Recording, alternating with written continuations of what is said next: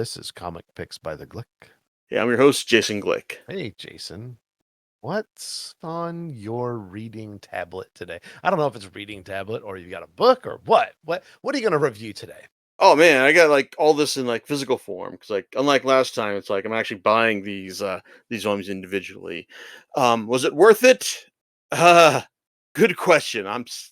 Honestly still not sure because while I am consider myself a big fan of the writer Jason Aaron, I'm not exactly sure if this like is going to be one of his defining works, or if it is, people just like excited to saying like this is when he lost it as things go. But here's it is. Like I mistakenly called this falling in love at the end of the world last time, but no, this series is called Once Upon a Time at the End of the World.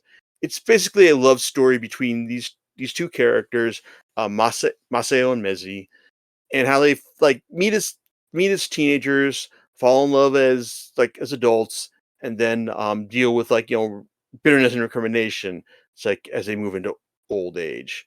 It's like in terms of love stories, like I definitely get the fact that it's like a lot weirder and stranger here. It's like it's set in the end of the world, like a post-apocalyptic setting, where like this world is riddled with pollution, like filled with mutated creatures.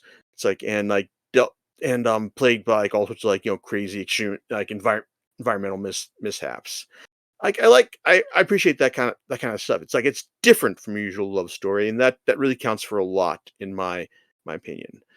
But as far as like the first two volumes go, it's like there are issues here because the first volume like introduces us to our protagonist, Mezi first. She is a hard as nails former wasteland ranger. If you're wondering what that is, just basically imagine like a scout, um, only like someone who was just like been trained more for the like hardships of the end of the world, like with merit badges and second torture, not tying, not dying. It's like like guns. It's like in all sorts of crazy stuff. Now we're introduced to her as she's making her way away from her former companions in the Rangers, and how she comes across this it's like this guy it's like in a tower who saves her from these some mutant tentacle creatures. This is Maseo. He has basically been living in this tower his whole life. Like after his parents died, it's like a while back, and he loves his life in this tower. It's like he's got like a pool of books. It's like his own like slides, like a pillow fortress. It's like and also like an orchard that's basically made up of all sorts of vending machines whose ingredients haven't spoiled after the end of the world.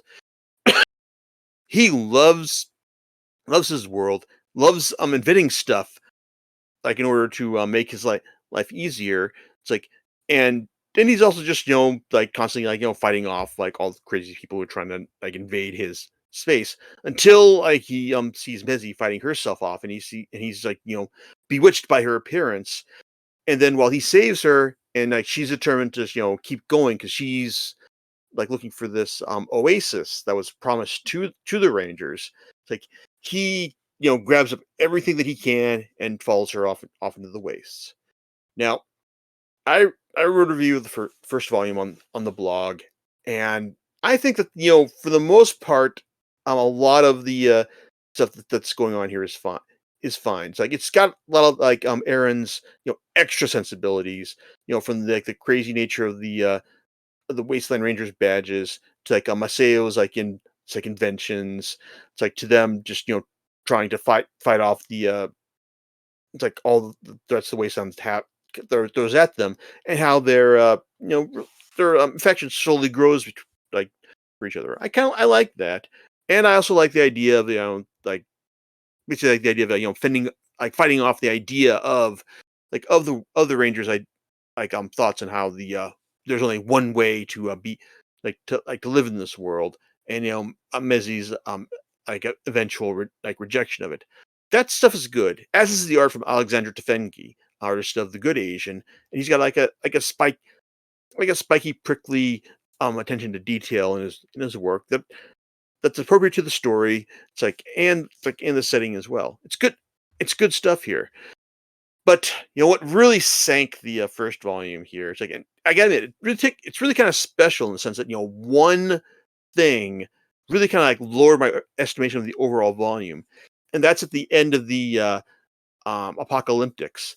The Masayo's challenge to the Wasteland Rangers in order to hey, I will show you that I understand this world better than you do.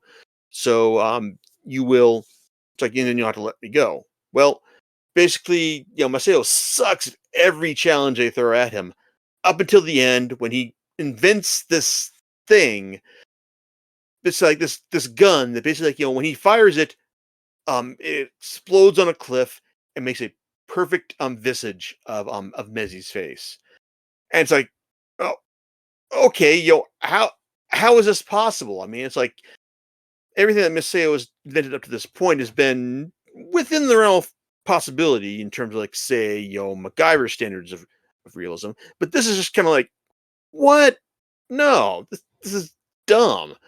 It's like this makes no sense. How would you be able to do that? I mean, it's like it asks too much of the reader to you assume that something like this would be possible with the random ass shit that he used in order to make this gun. It's like it's ridiculous.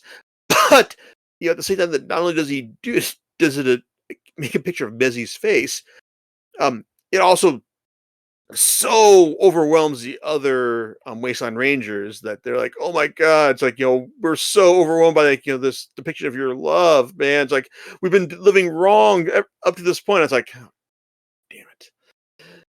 Yeah, it's like, so on one hand, the social element is really kind of special in that this one storytelling choice basically drags down the entire story up to this point. I would have had no problem recommending this as a to established fans of Aaron's writing, or if you're looking for a cute, fun, or not really cute and fun, but different kind of young adult reading experience, thanks to his protagonist and all. So it's not bad, but man, that first volume is a lot, has a one choice that makes it a lot to get over. And if I wasn't a big fan of Aaron's work, before then, I probably would have just thought, okay, no, kind of cut my losses and just move on. Well, no. So I went and picked up the next volume when it came out. That is called the the Fall of Golgonooza. It's taken from a poem, Jerusalem, by William Blake, wherein he described his ideal, um his ideal paradise, and this is something that Aaron has adopted for this story. And the thing is, though, that while I mentioned that while Volume 1 could pass off as a young adult story, well, Volume 2 only qualifies if you've become a full-fledged adult after reading Volume 1, because wow, it's Masayo and Mezi, they it's years later and they are completely and totally in love with each other, at this point, at the point we meet them again in this volume. How in love are they? Totally naked, banging each other, balls in love. That's how in love they are. It's there's so much sex. It's and other adult content in this story that well, this it really kind of takes the story out of takes this whole series out of being a young adult reading in contention, unless you want to be the cool parent or parental figure to your kids. But and hey, I won't judge. But as far as things go, it's well, basically, Volume 2 has as Masayo Mezi arriving at the oasis that was promised to the Wasteland Rangers, and realizing that instead of blowing it up, well, we should repurpose it for our own ends. We should make it for a place where free love and acceptance, it's and encouragement, and friendship can flourish, and that's what they do for for the first half of this volume. It's just this big, goofy, sloppy earnest, declaration of like, all we need is acceptance and love and lots of free sex and like people like like accepting like boundaries. It's like and like and enjoying like everything that everyone has to offer to them. It's basically it's kind of ridiculous. It's kind of silly, but I kind of appreciate it. Just how sincere that Aaron and artist Layla Del Luca, who illustrates like all the like all the storyline um in this particular time frame for the series, and she does like a really good job in selling the like like the appeal of this paradise. It's like to the point where like you're kind of like drawn in by how good things are going for everyone at the end of the world. Like how like first of all, you did a great job of selling you how harsh everything was everything was for everyone like in the world. Now we finally got a place where everyone can just relax, be themselves, explore like their relationships with people without having being like worrying about a machete to the face, that kind of thing. Like it's good, it's enjoyable, and then well this volume isn't called The Fall of Golganuza for nothing, because things do go bad, and well because they do. That's how things always are. It's like, you can't things can't stay good forever. But it's just kind of the way that things go bad that kind of like bugs me for like for this. Like you've like basically what happens is there's this mist that comes up from the cracks in the ground that's generating the geothermal energy that powers Google News, and well, basically it turns people crazy. Yep, that's right. There's a mist that makes people crazy and basically just ruins the like the paradise that Masao Mezi have built for everyone, and also slowly seeps into like their relationship as well. That basically like where they were just like constantly stupidly in love, just making love like every chance they got. Now they can like barely communicate with each other, and when they finally take their gas masks off that are protecting them from from the uh, from this mist, well now they hardly recognize each other because they're just like monsters in each other's vision. I what got me about this was just like what is this mist supposed to represent? It's like is it just like a it's like it's like some kind of like it's like is it a metaphor for something? Like is it like metaphor for like how thing like time and distance will destroy any relationship? How they'll just like no matter what, we just can't form lasting bonds with people because we're doomed that way? Or is it an actual evil mist that's destroying them? It's like is that what's going on here? Well, it's more it's later we find out it's supposed to be more of the latter, I guess. It's more of a metaphor, I think, but it just kind of feels that like the way it's portrayed here, just it feels like it's like the point is being forced more more than anything else, and that's kind of disappointing. It's like seeing how things like turn out for Masao Mezi as a result of this evil mist. It's like it's kind of it's disappointing, and I was I was okay with how things ended at the like at the end of this volume, because it's like I get because like it was still different, something that's like outside of like what I expect to see from the writer. And at the end, like we were told that this storyline would be concluded like in volume 3. So well, that's where we are right now. It's like I got volume 3 with one of the most with one of my next most recent orders, and well, it's like basically it follows up on the flash forwards we've been getting in the previous volumes, because while the first two volumes are primarily from like Alexandra Tefenki and then Leila De Luca, they've been illustrating specific periods in like in this world's timeline.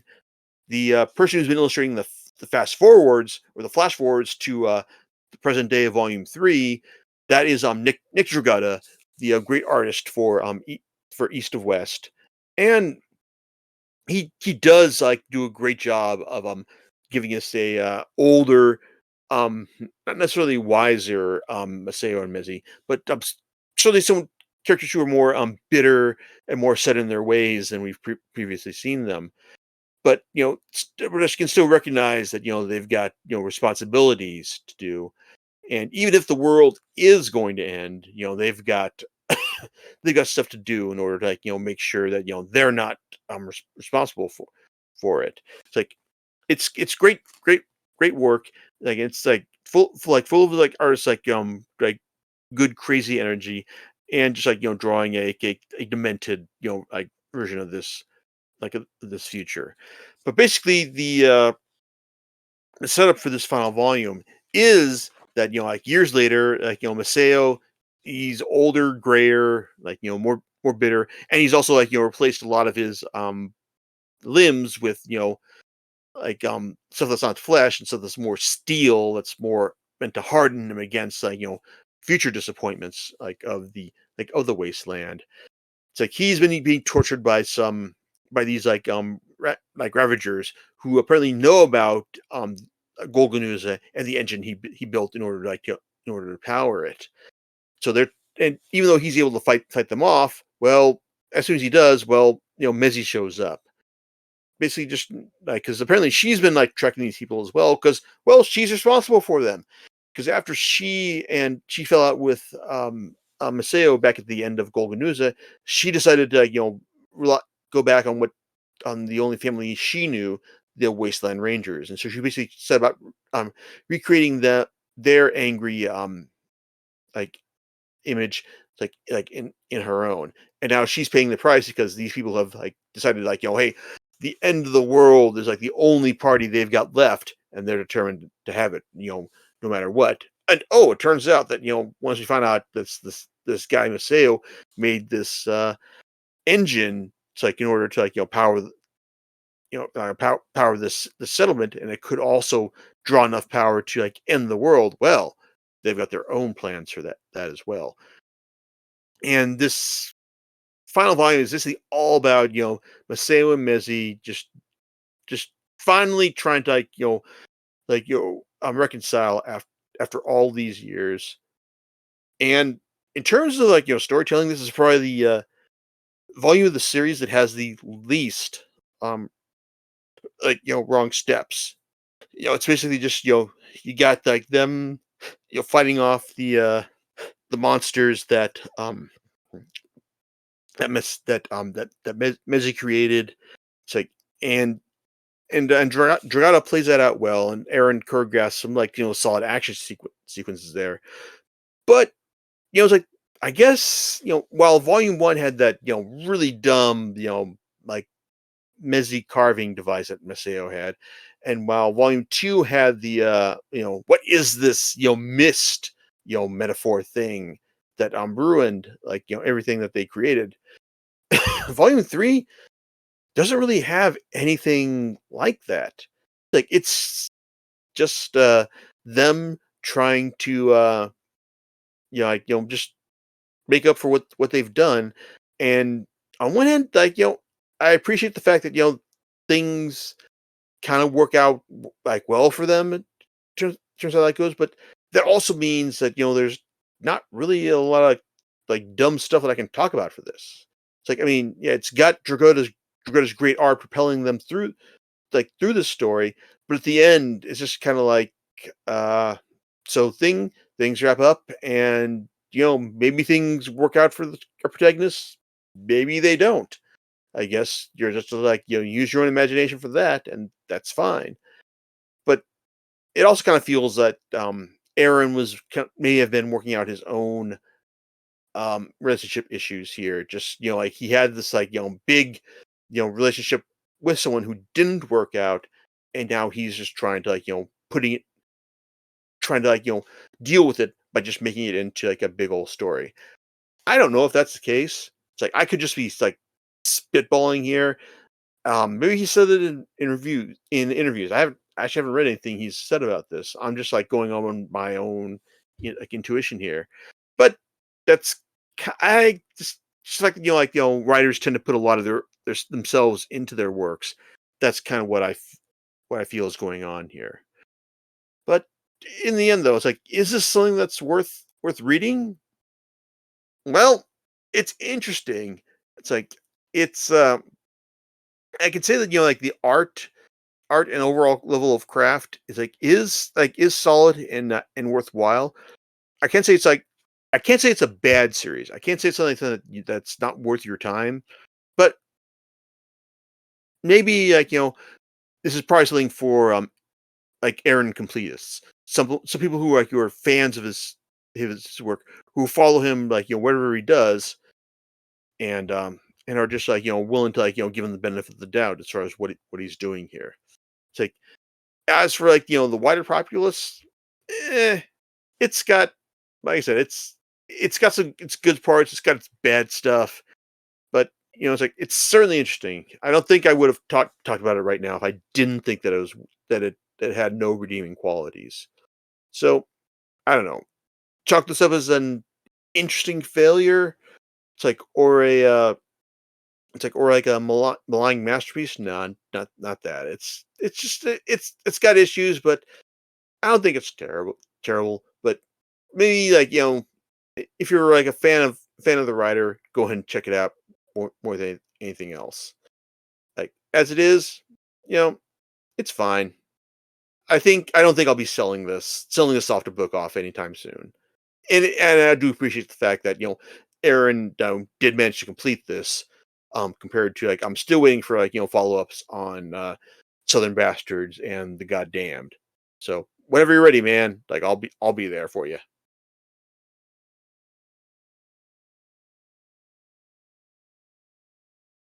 Whenever you're ready, like Jason, it's like I'll be there for you anytime, man.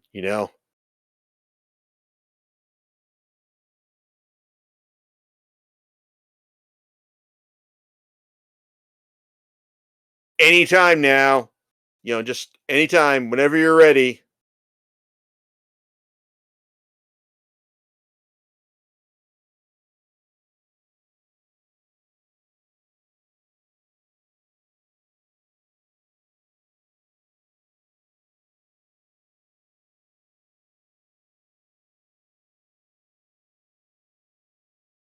Okay, I'm not talking to Jason anymore, John. I'm talking to you now, John.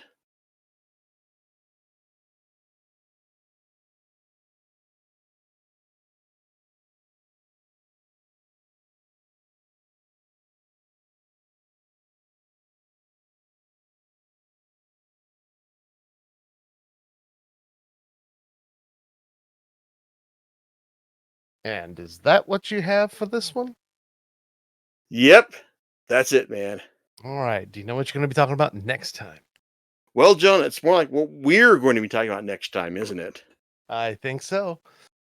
We could Yeah. let that be a secret, or you can give them a hint.